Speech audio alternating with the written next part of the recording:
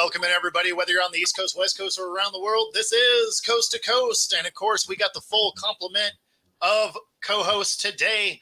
How's it going, guys? I got my popcorn at the ready because it's about to be fun. By the way, he's like all excited. He's all excited because his team got smacked around so bad, and we lost by 1 point. Pegs, you know why he's excited? Because misery loves company, damn it. Because the bathwater's warm. He's excited because his team's actually in first place for another week. I'm not excited about that. I know that's not going to last. I'm just excited that somebody else is in the bathwater of hell right along with me. The only one's having a good season right now is Stat Guy. Yeah. I mean, sitting 2-0, looking good. So, I think the funniest storyline about the Eagles falling apart is that people are blaming Saquon for. I mean, and rightfully so. It should have been one of the easiest catches. Like, you have to watch the ball in before you try and turn up field. Like, you watch people miss this catch all the time. That being said, there were so many other opportunities for the Eagles to have put this game away that, it didn't make a lot of sense. Although I do find it hilarious for no other reason than it was Kirk Cousins in prime time. And wow. According to another podcaster out of the Philadelphia area named Gene, that Saquon Barkley drop was the only play that cost him the game. Yeah. Butterfinger's new sponsor. I like it.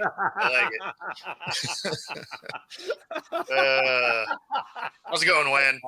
That's awesome. I like that, Chris. So I guess walk us through the emotional roller coaster of the last 2 minutes of that game.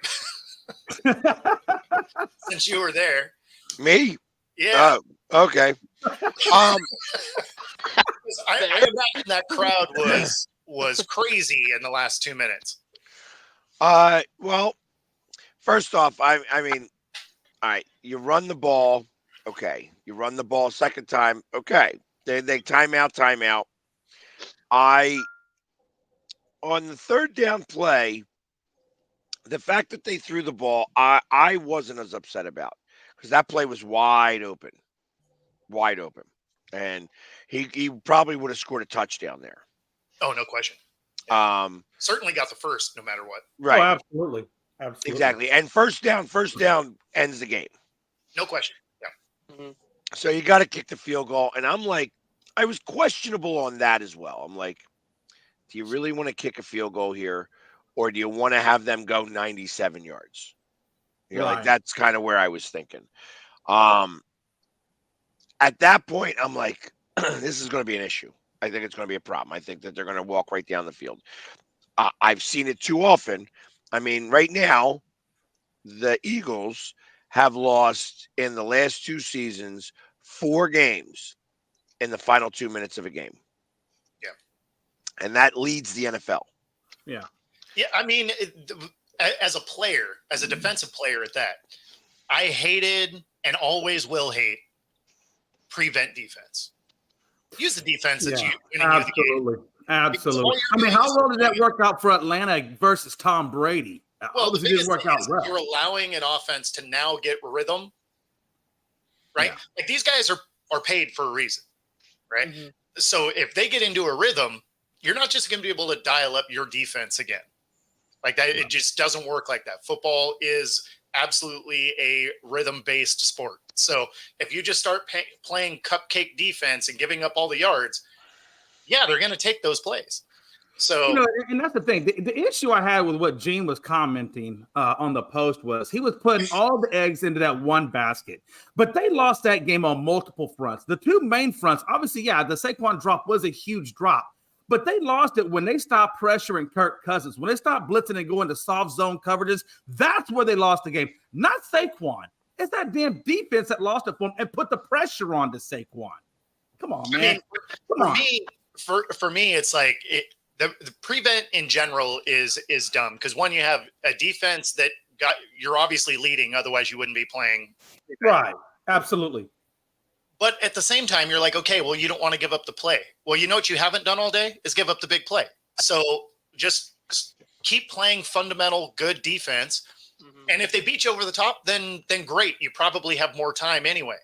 And the thing is too with what you're saying is prevent defense. A lot of teams are going to use it, which, like I said, I hate it too. But you got to remember who the quarterback was for Atlanta. Kirk Cousins is your quarterback for Atlanta. Sure. A guy who's historically not good in primetime, a guy who's historically not good in primetime with the game on the line, and a guy who is still hobbled from a torn Achilles where if you would blitz him, you have to force him to move out of the pocket, and that would not go well. Yeah, get after it. That's what I'm saying. I think that game was just as much lost on the play calling on the coaches as it was the player itself not executing. Prevent defense prevents you from winning is generally. I agree with that 100%. No, really, I mean 100%, because if you can keep them off balance and not let them get comfortable, you get a much better shot at winning than you do letting a hobbled, Achilles torn, ACL jacked up Kirk Cousins taking it to the house. I mean, come on. You're just throwing acronyms out there now. I'm throwing them all out there. Word sounded like the son of a bitch. All right. Joining us from Germany. That's awesome. Awesome. That's Wiedersehen. Oh, no. Is that German? Did we lose somebody? I don't think so. Oh. Hello, Miss Freebird. That was on my end. So, yeah, it was like I said, the moment that they kicked it off, but there were a few things that I actually was bothered by in the play calling and stuff like that. Early in the second quarter, or may have even been in the first quarter. You have Saquon Barkley run for 9 yards. Saquon Barkley run for 9 yards. Let's put in Gainwell once we get inside the 20. 3 yards, 3 yards. Incomplete pass, field goal. Damn, you should have read that hot hand while you had it. That's what I said. I'm like, why go? Like, you got Saquon Barkley for a reason. Right. I understand you may not want to use him every play. But if he's working, why not? I mean, when you're why is that, guys? Look, the Eagles aren't the first one to take the foot off of the gas. Clearly, like I said, Atlanta took the foot off the gas. Hell, Dallas never even found the damn gas pedal. But I'm just trying to say, why are they doing that? Like why, that is so frustrating to me. You don't take the damn foot off the neck. You apply it even harder on the neck. I mean, you should know this from experience, Jay. That is what Kellen Moore always did a lot of times in Dallas. I agree, 100%. Like Kellen Moore is. I'm not going to call him the most overrated offensive coordinator, but he's not as good as I think people give him credit for, because a lot of times he's predictable. The word I use for Kellen Moore is predictable. He's predictable. He did it in Dallas when Ezekiel Elliott was actually a good running back. He would run Zeke for 4 or 5 plays, getting 5, 6, 7 yards at a chunk. And then all of a sudden he's out of the game and they go to somebody else and they're doing next to nothing. He did that with the Cowboys. He did that with the Chargers when he was the OC there. This is just what Kellen Moore does. Like, he has a hot hand, but for whatever reason, he's like, I don't feel like going to the hot hand no more. Let's try something. Yeah, let me not let my running back get into a rhythm, because if he got into a rhythm, that would just be a bad thing. So let me just not do. That's what I'm saying. When he was in Dallas, he was so predictable. If you have a guy that's tearing off 9 and 10 yards a run, absolutely, I'm running the hell out of it. You run it until they can stop it. I'm putting a jockey on him, and I'm running all 5 furlongs at max speed. Let's go. And, look at Chris. You're right. That field goal would have been big. When I was watching the game, that was the first thing I said. I was like, "Ooh, they should have taken points there." Yeah. And I mean, look at like you were saying, when you have a guy 4th and 4. When you have a guy that's running for that, when you have a guy that's running for that many yards, you basically keep using him until they can stop it. Look at the year that Adrian Peterson won the MVP in 2012. Everybody knew he was going to get the ball pretty much on every single play because Christian Ponder was garbage as a quarterback, and yet nobody could stop it. So you literally kept riding him because nobody was going to stop him. Yep. Yep. I'll tell you what, though, this last night's game was just even more of the weird weeks that we've had in the NFL. It was a lot of underdogs. Like all the underdogs. Crazy. It was I did terribly in Pick'em this week because literally every game basically just seemed like it was going the wrong way. That's why I wasn't surprised that Atlanta won, just for no other reason than my week was so bad in picks. I was just like, yeah, Atlanta's going to pull this out somehow. Let's see, where was it? Frankie, you are absolutely right. The Seahawks although being 2-0, they have not played good football yet. And that game against the Pats was ugly in every phase of the game. So, I mean, a win's a win, I guess. I was going to say a win's a win. That's more than some teams can say. Yeah, for sure. But it sure was not fun to watch. It was very stressful.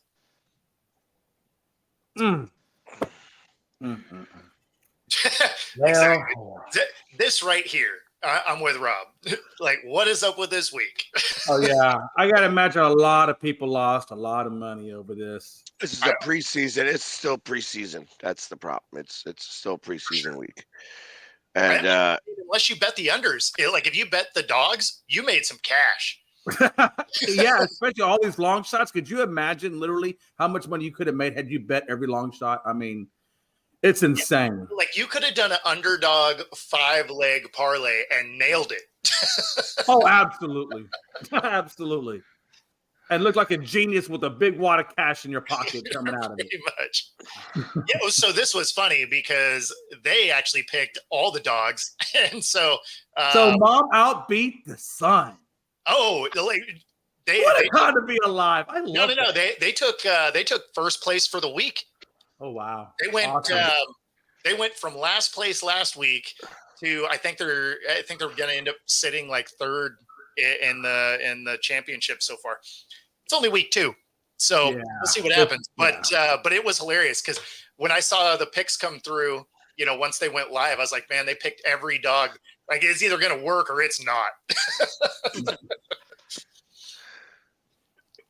Yeah, absolutely. Hey, a brighter note though, my Longhorns are number 1 now. Yeah, we said that yesterday, Jay. Where were you?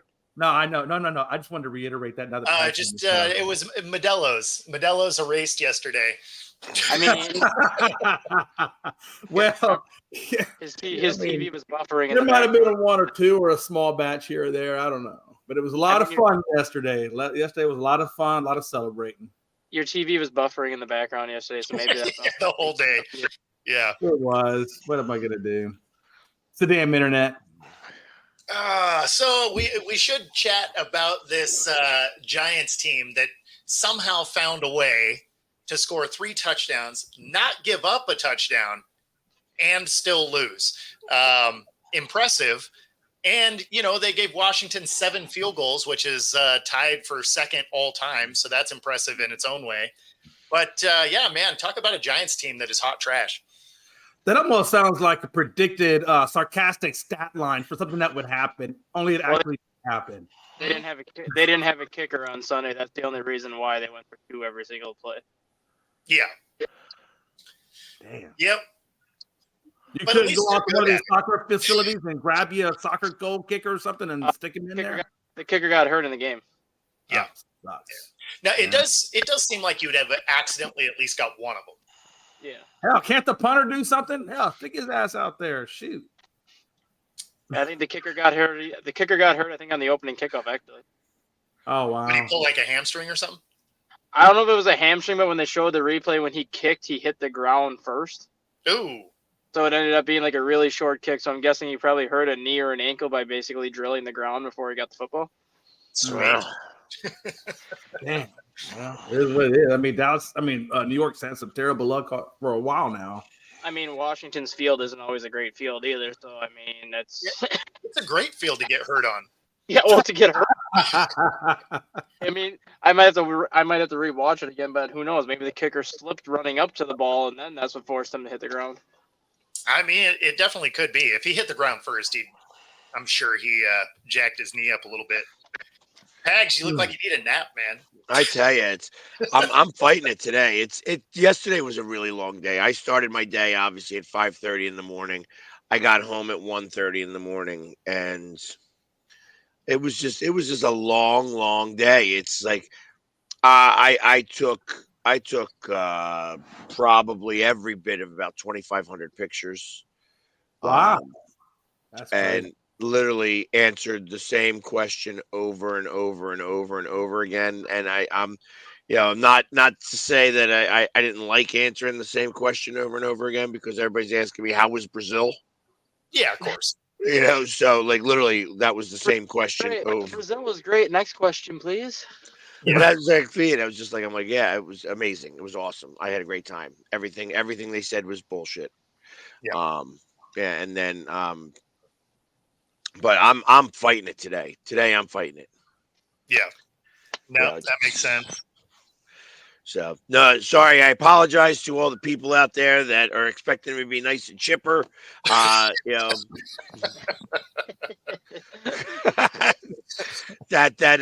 about the biggest smile you're going to get from me today. It was a very very very long day, and I'm going to actually do a recap. I have to do a recap for TickPick because TickPick is one of my sponsors. But it's like, hey, at like 5:30, I'm out driving to go get my face painted on Good Day Philadelphia, and then at 10 o'clock, I'm done getting my face painted at Good Day Philadelphia, and I'm leading them in a Eagles chant, and then I'm on my way to go to the tailgate, and I'm there at the tailgate at 11 o'clock, and I'm doing a podcast with you guys at noon, Yeah. and I'm having Wagyu beef with Jason Kelsey at 2:30. Nice. And I am, going to release a song at 5 o'clock. And I am going into TickPick and congratulating Nick Foles at 7:30. And then I go to watch a game. I get on the field for a few minutes, and I'm on the field at like 8 o'clock just to make my video there. And then I watch the entire game, and then I have to get upset because we lose the game. I watch literally Saquon Barkley drop the ball like literally right in front of me. Like literally right in front of me. With the exception of the Eagles losing that game, which I totally get why you'd be sad about that, your whole day just sounds like a hell of a lot of fun to me, man. No doubt, no doubt. I mean, let's say I ate some Wagyu beef, I ate some alligator. Oh yeah. Alligator was good. Alligator was really good. Oh, that Wagyu beef had me. Wagyu beef is like, I mean, it was amazing actually. Wagyu beef is good. Yep. Yeah, like what's wrong with that? That's like it's this isn't your everyday tailgate. Yeah. Yeah, no, it sounds like a long day, just fun. Yeah, it just sounds like a horribly depressing day that I would not want to be a part of, right? I mean, damn. Well, but imagine taking, like I said, 2,500 pictures. Oh, I get that. Yeah. So, that's a lot of photos. I would rather be in a close loss than punched in the mouth the entire day. Yeah. Yeah. Because them Cowboys didn't even show up to play. I mean, it's true. I mean, listen, we didn't. There's no ifs, ands, or buts about it. We had the widest range of gameplay between our four teams. Like your team at the bottom just got smoked top to bottom. Yeah, absolutely. Philly loses it right at the end. The Seahawks accidentally win, and then the Vikings look good. So this is kind of opposite of how I thought the season was going to start out. But hey.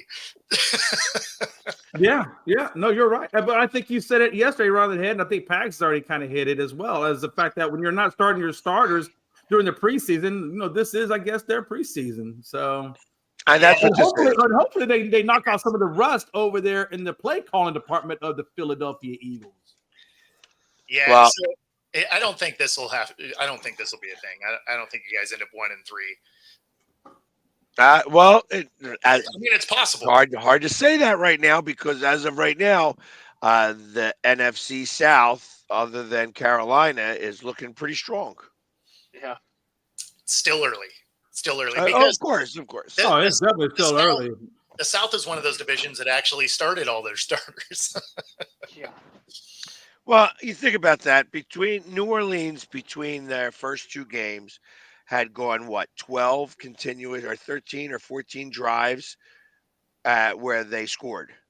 It wasn't until that interception that they went, that they didn't score, and then they didn't score after that. I don't think. Yeah. So once they had that first blip, they didn't do it. I have a feeling that New Orleans is going to be sniffing themselves this week. Yeah, who do they have? The Eagles. Yeah. Yeah, I think you guys win that. Now, maybe I'm just undervalued. The Eagles always have a really difficult time playing in New Orleans. Yeah. Every time I have gone to New Orleans, we have lost, and I have been there 3 times. It would be.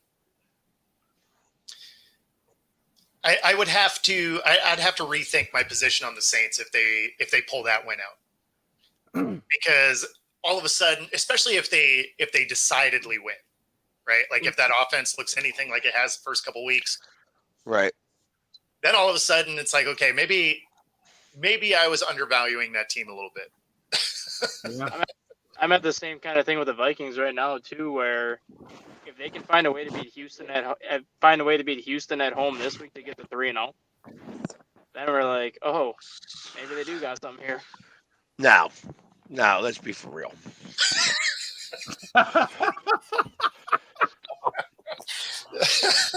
Well, no, Minnesota at 1-6 after their first 7 games. The only game that I had them winning going into the season was the first game at the Giants. Because if you looked at their first 7 games, they probably had one of the hardest, if not the hardest, schedule in the NFL through 7 weeks.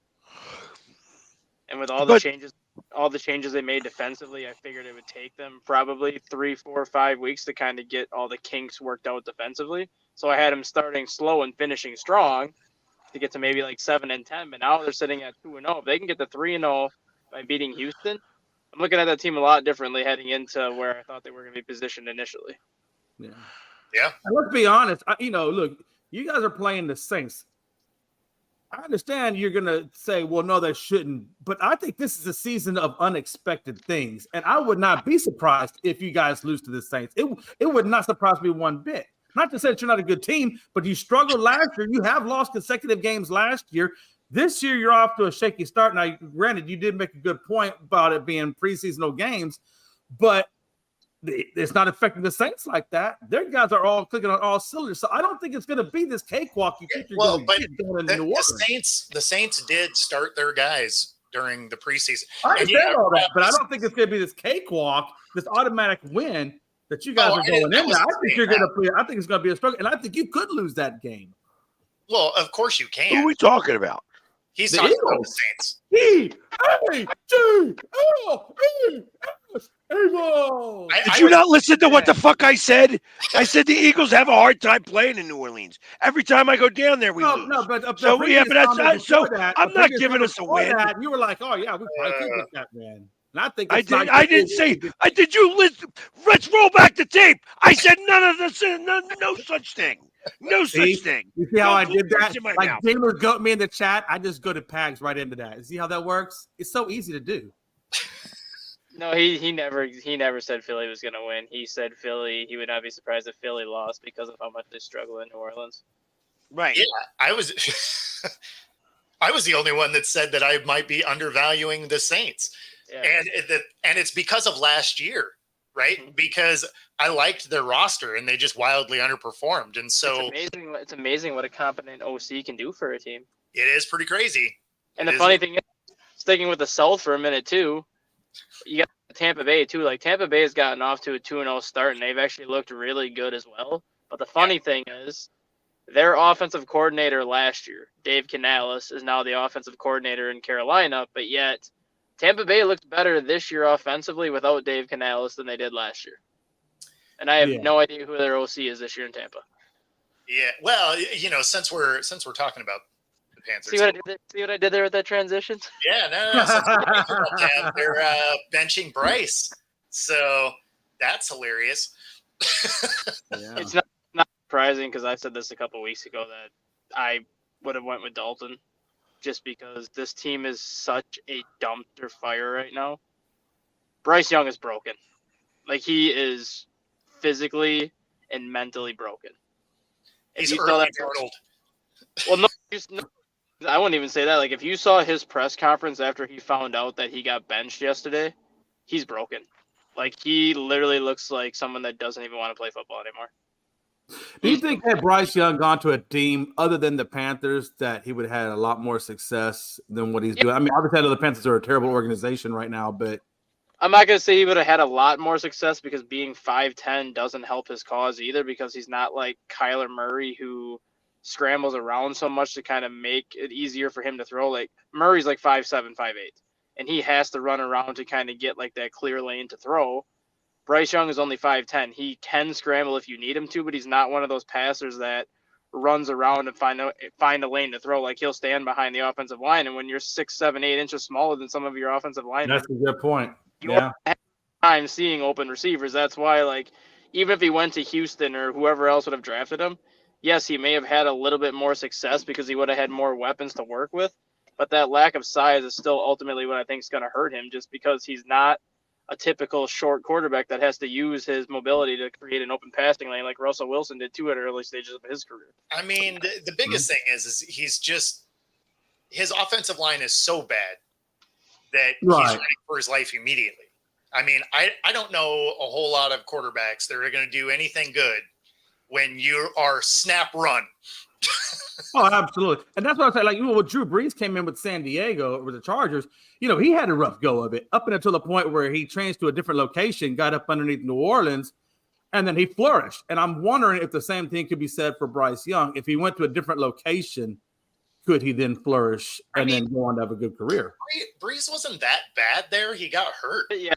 Brees was actually decent until he got hurt. He hurt his shoulder. Yeah. So, like, Brees showed promise, like, right away. Like, Bryce Young hasn't shown anything. Yeah. Outside of being the fact that I don't see him starting another game this year in Carolina. And he will. He will, because that offensive line will kill Dalton. I mean, it's true. I mean, he's old and dirt. Let's just say Dalton stays healthy. He's good enough to win 5 games as a quarterback, just because I didn't realize this was the Unicorn and Rainbows show.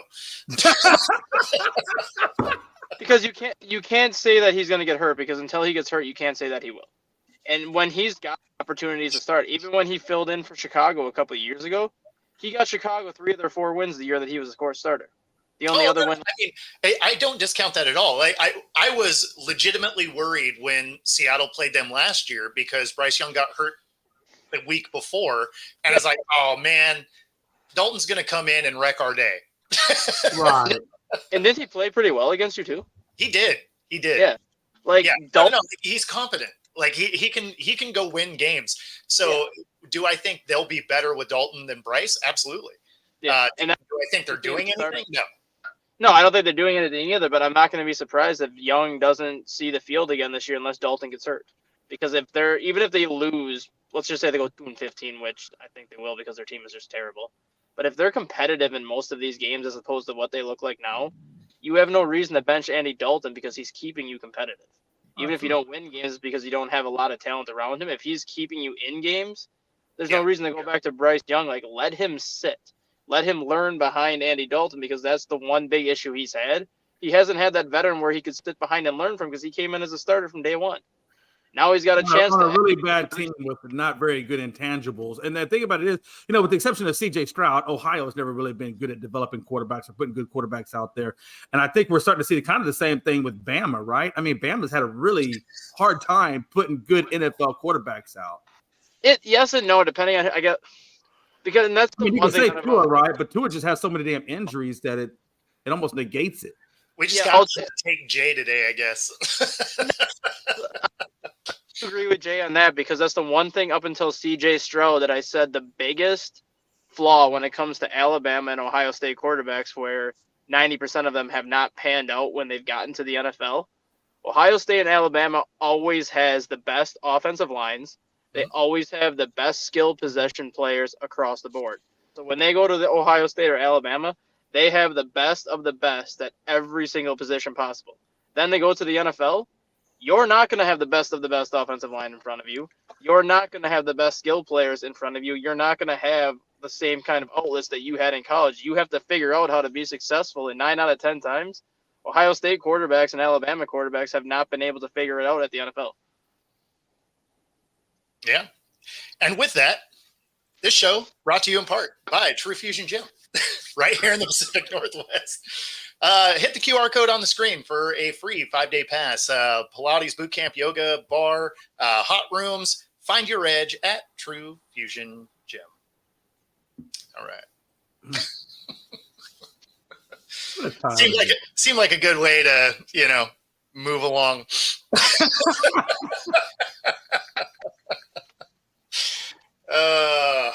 Man. Yeah. All right. So, all right. I feel like I should have said something there, but I didn't. Yeah. So, any other surprises this week for you guys, games wise? You know what surprised me when I just happened to look at it, and I'm going to jump away from football for a minute.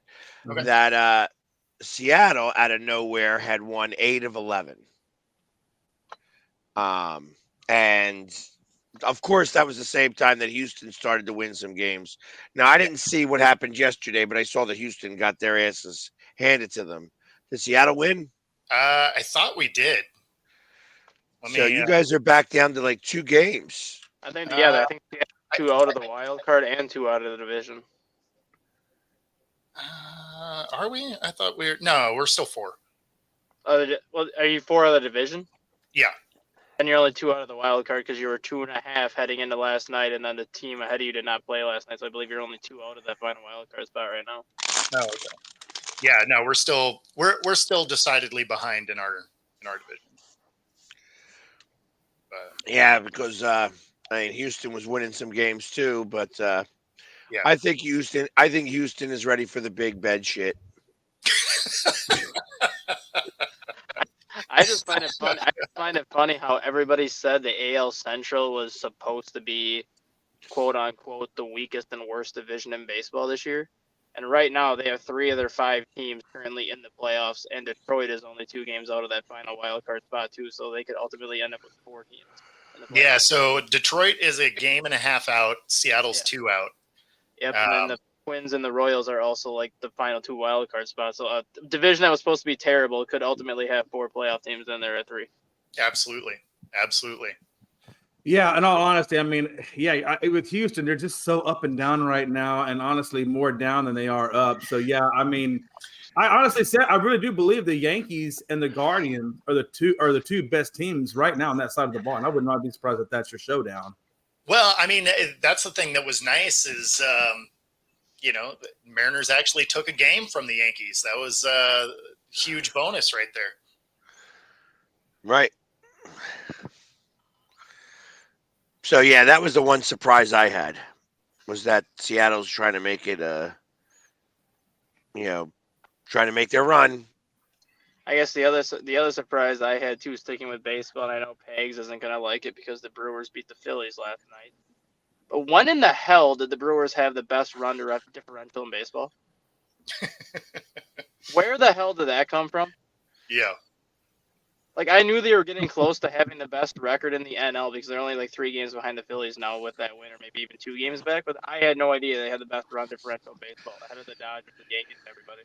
Well, true to form, right? I mean, we're getting ready to go into postseason, not too far down the road, and everybody's heating up all at the right time. And the teams that you feel like for example, look at the Phillies and the Dodgers. I mean, dominant teams right now, playing great baseball, but now these other guys are going to be really giving them a good run for the money. And I really think that we're going to have a good postseason, this year. And I'm looking forward to seeing all the good teams, especially the Guardians getting into the mix. Our show getting some wide range today. We got Morgan from Lobo. So we got Hawaii to Germany and Italy. So, wide range today. Yeah. That's the definition of coast to coast. Was Morgan? No, it can't be. That had to be on your side. Yeah, it is. That's coming from X, because I had somebody from Hawaii come to the Eagles game, and they gave me some macadamia nuts. They said that I came all this way to give you my nuts. Just put my nuts in your mouth. I got you. That's a great T-shirt line right there. Just put that on your T-shirt. Bam. So yeah, I was wrong. I guess. I guess they didn't play yesterday. So I guess that first Yankee game is today then.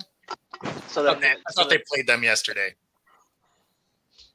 But, well, that's really going to be our showdown. I mean, like I told you, Bo. I mean, if the Mariners are within 3 by the time we link up, I mean, y'all play is extremely difficult. So it would not be surprising if you guys weekend.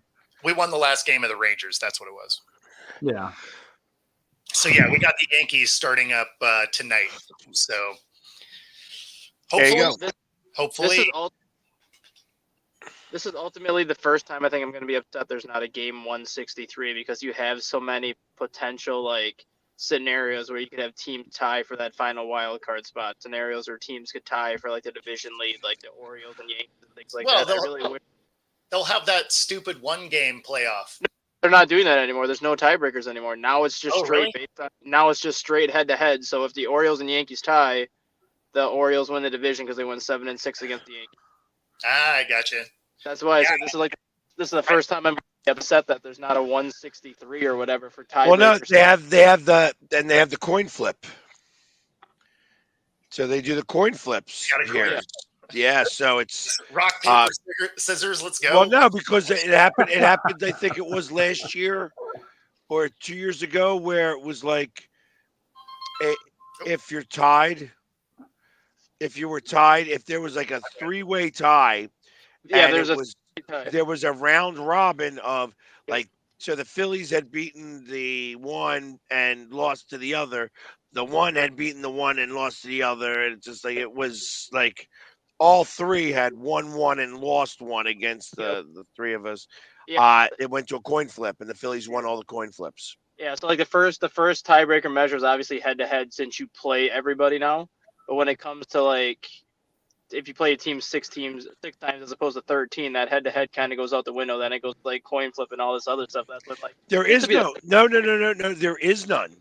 There's only 7, or there's 3.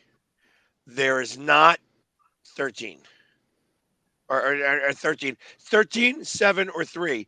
There's not 6. So you haven't had like if you play like the NL West, you don't play them 3 and 3. When we play the NL West, it's 3 and 4. Not for everybody, couldn't be. Because you would have too many games in a 162 game season. Because the Cubs' schedule is they played the Braves 3 and 3. They played the Mets 4 at New York, 3 in Wrigley. Washington is 4 and 3. The Phillies and the Cubs are 3-3. Then when they went out west, they had the Dodgers 3-3, the Padres 3-3, the D-backs 3-3, the Giants 4-3, and the Rockies 3-3. I think you only play like 3 teams 4 times and the rest are 3-3s. Because otherwise, you would have more than 162 games.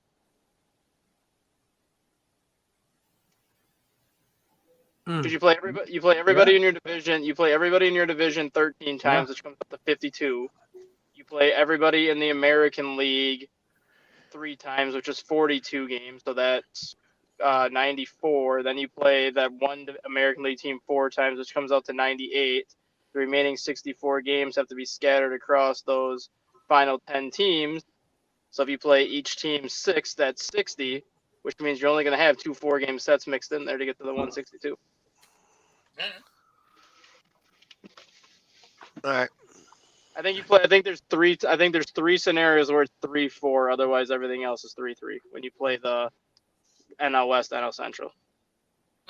It just depends on who you get as that 4. All right, Stat Guy bringing heat today, I guess. There it is. We knew we had you on the show for a reason. Got that shit the last 2 weeks straight because if the Cubs end up tied for that final wild card spot with the Mets, the Braves, or whoever, they don't own a single fucking tiebreaker because we went 3-4 against the Mets, we went 2-4 against the Braves, we went 2-5 against Arizona. Like we don't have a freaking tiebreaker against anybody.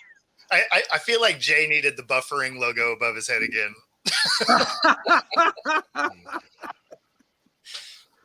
Oh man, yeah, what a time to be alive, man. God, I really think for our division though, Stat Guy, I think it's going to be eerily similar to last year, where I think we could possibly switch back and forth in that first place spot up until the very end, and then for that to happen, Seattle would have to go on a tear.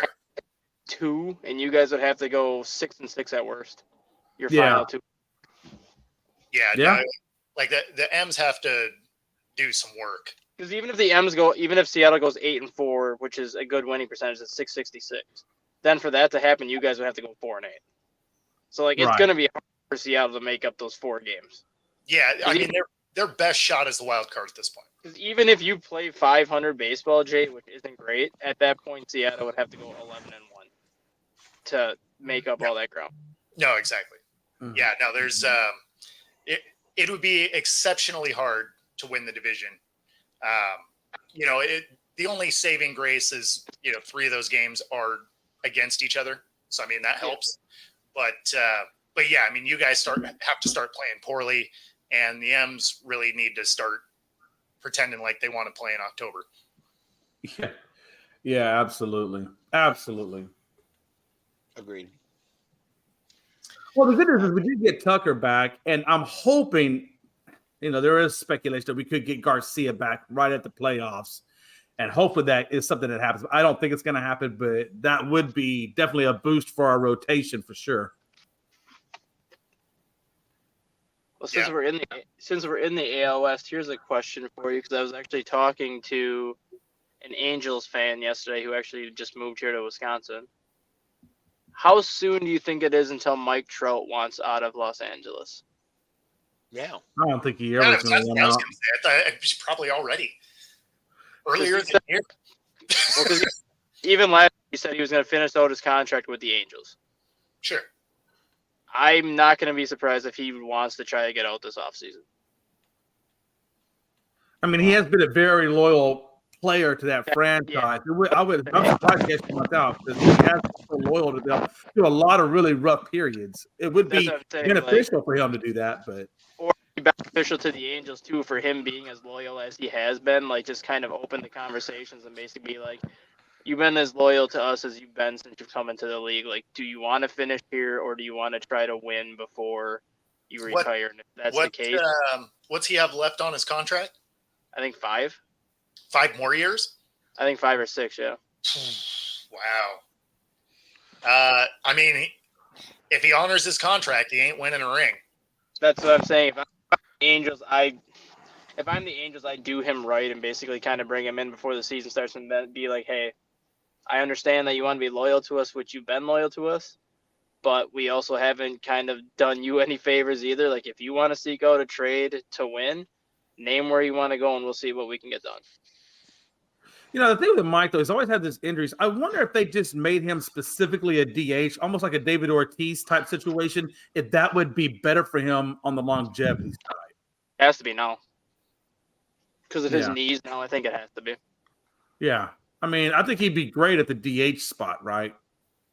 I brought Philadelphia as a possible option for Mike Trout just because he's from there.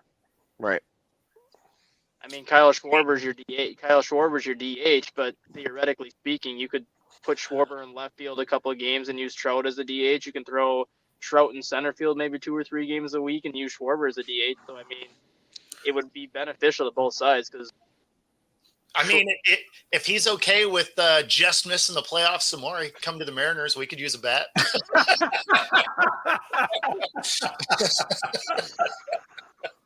Oh, man. If he goes anywhere, I think the only place he would go is Philadelphia just because he's from there. That'd be a really good spot for him. Absolutely. Like if he's not going to finish out his contract, and if the Angels kind of start to you want to leave, we'll make it work. Philadelphia is like the one team where I think he'd be like, get me to Philadelphia somehow.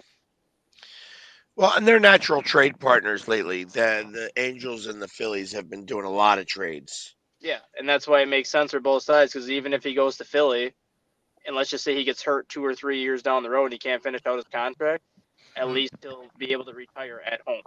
Yeah, but the Angels – so the other problem is that the Angels are holding I think there's a no-trade clause in that as well. So that he would have to release that. And then also – I'm sure.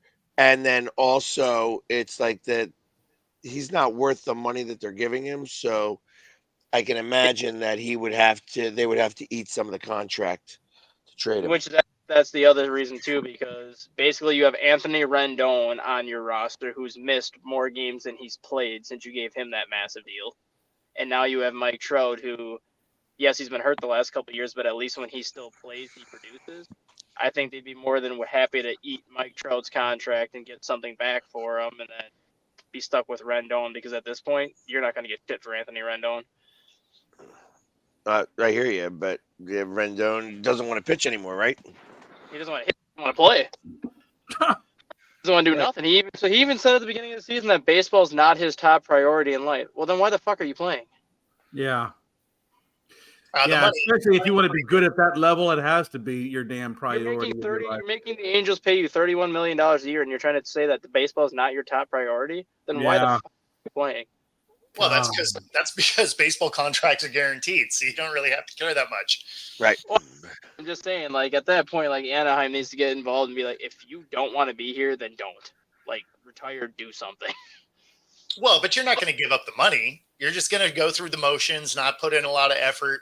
You know, if they fire you, cool, guaranteed contract, doesn't matter.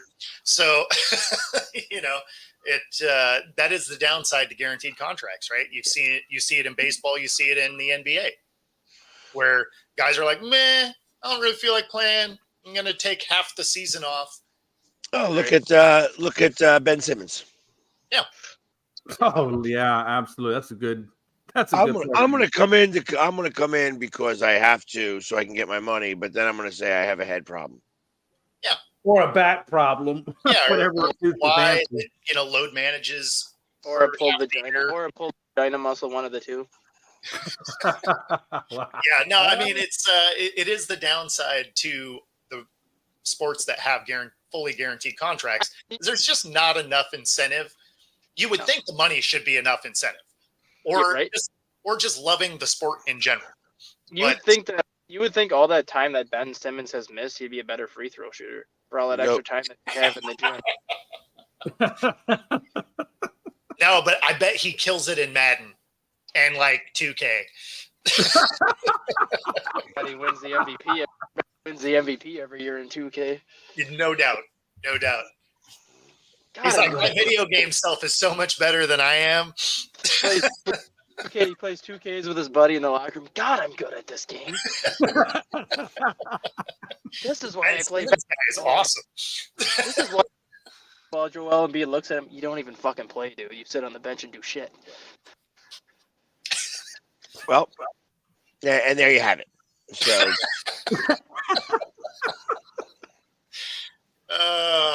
Man, it was a weird show today. Tell me about it.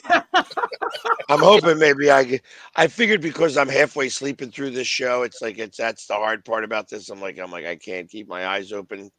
I'm fighting it here. Just a weird show today. Yeah. What's the other image that was sent in the group chat yesterday after the Bryce Young one that we were going to talk about, unless that was the only one? No, I think we were just making fun of Jay mostly. Let's see. No, I think it was just that one. I think it was just Bryce. Yeah. But I mean, Bryce sucks. We already know that. Yeah.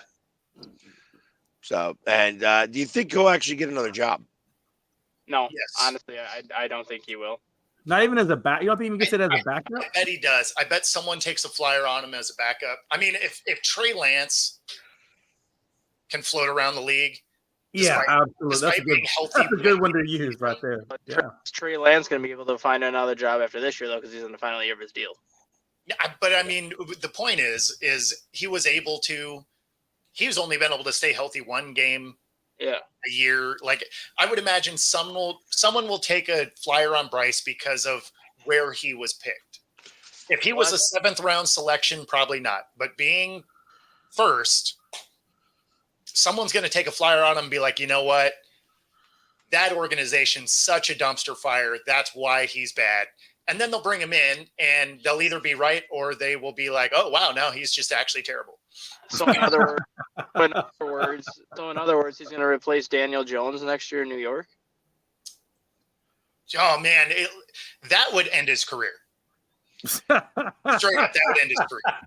Because if he's getting hurt with the Panthers, the first thing that offensive line will do is get him killed. Well, I mean, because unless they plan to start him next year in Carolina, what other options does he have if he wants another starting job? The Giants may be his only option. No, it's definitely true. And Scott, there is no true update as far as Walker.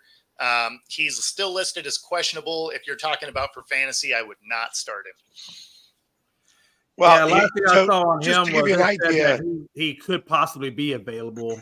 So I don't know. No. It sounds like he has a real chance to be available, but that would be a terrible start. Yeah. So, as you say, Kenny Pickett, Chase Daniel has been a backup for 14 seasons. Yeah. Mm-hmm. Has only started 5 games. He's made $42 million. Mm-hmm. Drew Stanton played 14 seasons. He's made $32 million. Hey, I would love to be a clipboard hero. Well, the thing hey, nothing wrong with that. That's the easiest free money there is. The thing with Kenny Pickett, though, too, that comment is Kenny Pickett's still on his rookie deal, though. Right. If once his rookie deal expires, is Kenny Pickett going to be able to land another job somewhere? Same thing with Bryce Young. Once his rookie deal is up, is he going to be able to land another job somewhere? Same thing with Justin Fields. Like Justin Fields, yes, he's 2-0 right now, but he has not looked good in his 2-0 start right now. Like, is he able to land another opportunity after this year in Pittsburgh? Well, it depends. If they go and win 15 more games, then yes, I'm sure he'll be able to. But I'm saying, like, if he go like 9-8, but he does next to nothing except literally relies on defense, do you keep him around? Or do you go another direction? No. So this is exactly the comparison. Is Jimmy G exists, and although his numbers don't ever look great, his win percentage does, and that keeps getting him jobs. I mean, go for one step further. Mitchell Trubisky's still in the league. I mean, what are they going to give up on that guy? Well, but Mitchell Trubisky actually can play the game a little bit. He can. But Mason Rudolph exists, and that's even a better one. So yes, Bryce will find a way to hang around. Zach Wilson can still hang around too. That's a good one. That's a good one too. I mean, that's the thing is like these guys, because the drop off from starters to your backups largely are, a big gap. You probably have these guys kick around, especially if they can find a way to win a game here and there, right? If they're just routinely always terrible, even in backup situations, sure, yeah, they'll find their way out of the league. But if they land somewhere as a backup, they come in and they win a game, or they keep it competitive at least, right? Because people will look at that as, well, they didn't have any reps with the starters, so the chemistry is not going to be quite there. But they were competitive all day, even in a loss. Like that keeps you around the league. Mm-hmm.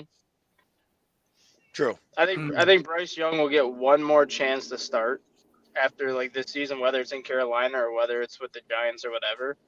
But if he doesn't succeed on that point, I don't see him getting another starter job once his rookie deal is up. I think he'll be resulting to a primary backup the rest of the way after that.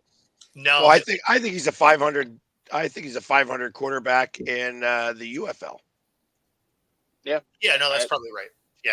No. And I don't think he actually gets another shot to start on another team. I think wherever he goes from here, he's a backup that has to try and earn his way. Earn it. Right. Absolutely. Same thing with Kenny Pickett. I think Kenny Pickett's going to fall in the same category that once his rookie deal is up, if he wants another deal, it's going to be resulting as basically a backup. You're here to back up this person, and if he gets hurt, well, so be it. Then you get your shot. I mean, that's not always a bad thing. Sometimes you got to take a step back just to take a lot more steps forward. So that's not a bad thing for them, because it does give them a chance to earn it. They are going to be learning a lot in between then and then. It's hard to become a starter again. Yeah, it is. No doubt it's hard. But it can be done. I mean, if you really had the desire and God willing, certain things fall into place for you, right? Well, that's the thing is you need some things to fall into place. Like you need the guys in front of you to get hurt is really what it is. There's really only two. I think Gino's a classic example. Look how long Gino had to float around the league before he got the starting job in Seattle. Now, he's not the best quarterback in the league, but he did make his way back. And I think that's just one example. But that's such an outlier. Typically, when it is. When people find their way back into the starting role, it's because the guy in front of them got hurt. and there's only two guys. Like some things would have to fall. Like it fell for Geno, and there's no. And look, this is the NFL for crying out loud. I mean, you go to Miami, just wait on 2 to get one more concussion, you're back in the game. All right, and I have one last thing to say before we close out this. Yep. Hey, Robert, it's official now. I just saw that they have edible gold leaf available at a discounted price somewhere online. You can go ahead and get it and sprinkle it on the pizza. It's 100% official now. Yep. You guys cannot get a better record than the Philadelphia Phillies. There is no doubt. Not that you guys were in any real danger of that, really, after the All-Star break. But I just wanted to make sure that he was aware that or instead of the gold leaf, you could get some of those mushrooms that we were talking about when I was up in Seattle. Now you're talking, Killer. Now you're talking. That's right. Call that. Now that's a good sponsor, Pags. You should get. That's a sponsorship. Could you imagine your face on a big thing of mushrooms? That'd be awesome. It'd be awesome. So, and on that note, if you're watching here on YouTube, be sure to like and subscribe. Hopefully, you didn't unsubscribe during this show. If you're on Roku, stay tuned for the next hour. Other than that, everybody enjoy the rest of your day. Just imagine you get to watch this show again. You're right.